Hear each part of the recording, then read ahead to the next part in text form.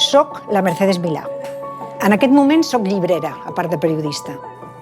Estic en un puesto que és casa meva, la llibreria Mas Bernat de Barcelona, al carrer Buenos Aires 6, i he citat aquí a la Montse i a la Patri.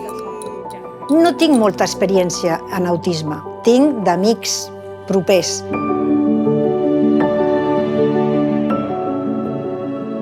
Em dic Montse Bizarro, tinc 29 anys. Vaig estudiar Periodisme i Humanitats a la Pompeu Fabra i després un màster de creació literària. I ara estic acabant d'escriure un llibre perquè em vull presentar un concurs.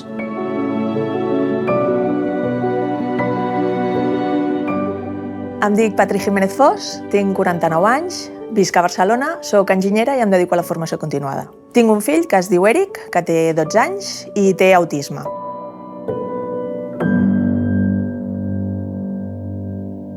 Tu m'he enterat, m'ho ha dit un ratolí, que estaves escrivint una novel·la.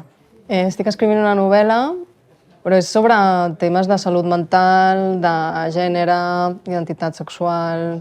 Crec que pel tema de l'activisme i de donar a conèixer tot aquest tema de les neurodivergències i tot, crec que pot ser molt positiu.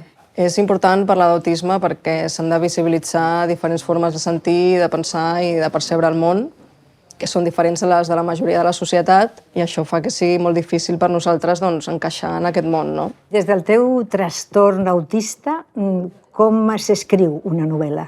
Nosaltres preferim el terme de condició.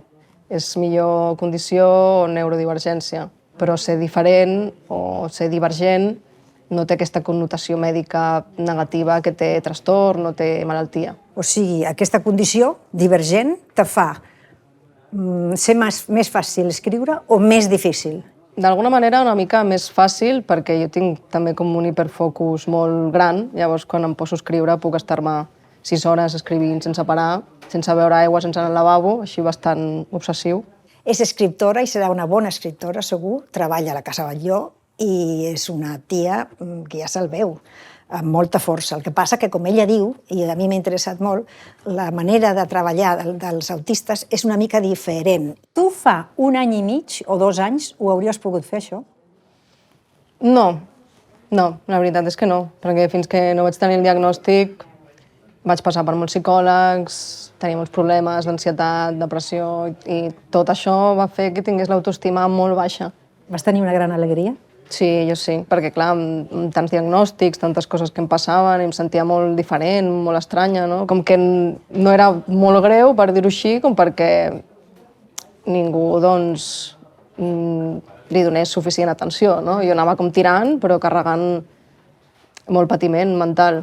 La Montse va passar per els metges un darrere l'altre fins que ella mateixa va anar trobant el camí per descobrir que era autista i ho vam confirmar després ja els metges. Capacitisme és una paraula que és la primera vegada que ho sento. Què és? Ser capaç d'alguna cosa? El capacitisme és com menystenir les capacitats que tenen les persones diferents. Segons aquesta forma de pensar, és com que les persones neurodivergents s'han d'adaptar sí o sí a les normes de les persones neurotípiques, i si no ho fas perquè no pots o perquè et costa molt, directament estàs exclòs del sistema, no? Tu has plorat d'impotència? Jo moltes vegades, sí. Ploro molt. I si continues plorant d'impotència? Potser seria una d'aquestes persones que es poden adaptar, però això em provoca, haver de passar-me després 6 hores sense sorolls, amb complet silenci, sense llum i sense que ningú em parli per recuperar-me, no? I poder anar a treballar el dia següent. Esteu plorant tot el dia? Físicament, és a dir, de manera pràctica, plorem bastant. Si et refereixes a reclamar drets, sí, perquè reclamar drets és una qüestió de justícia. No crec que sigui plorar, sinó que és demanar que es reconeguin els drets dels nostres fills, que són ciutadans igual que els altres, i que també mereixen que es respectin els seus drets. I el teu fill, que ja té 12 anys, ell entén perfectament el que fa la seva mare? No ho sé si ho entén. No? No ho sé si ho entén. I si fos una mica més gran de 12, ho entendria? No sé si ho entendrà mai. O sigui, que pot ser que no entengui mai tota la lluita que tu has portat. Mare de Déu, és molt dur això, no? s'ha emocionat perquè és evident que les mares, que són les que s'ocupen d'aquests nens, no aguanten el tirón, diguéssim, i la quantitat de responsabilitat que porten a les seves motxilles. No? Eric és conflictiu? No, és un sol. És un nen molt bo i molt dolç.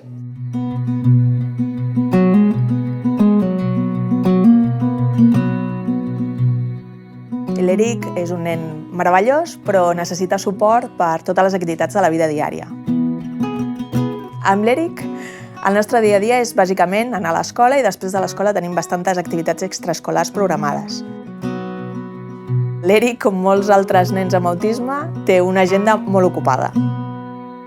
La realitat és que si no tens la privada i per tant tens moltíssims euros que posar sobre la taula. Tal qual, sí. I hi ha moltes mares que han de deixar de treballar per poder cuidar els seus fills. I aleshores, com que els ajuts de l'administració són ridículs i insuficients, doncs han de viure de beneficència. I així tenim molts casos de moltes mares. Les mares cuidadores som el 90% dels infants amb discapacitat per tota la vida. Això ens representa moltíssimes renúncies, tant a nivell laboral com a nivell personal. I és una feina molt, molt complicada i molt dura. Després d'ajudar-me, de fer tot això per mi, tinc un petit regal de la llibreria.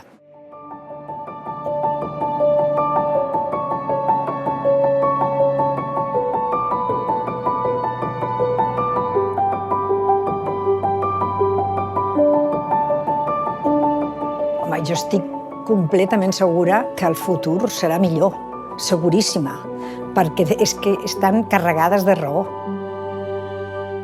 Una vegada que alguna de les persones responsables se n'adoni de veritat o tingui un cas molt a prop d'autisme, segur que canviaran les coses. Els autistes tindran un recolzament de la societat i tots els drets del món per poder viure amb la decència que s'ha de viure quan tens una situació com aquesta.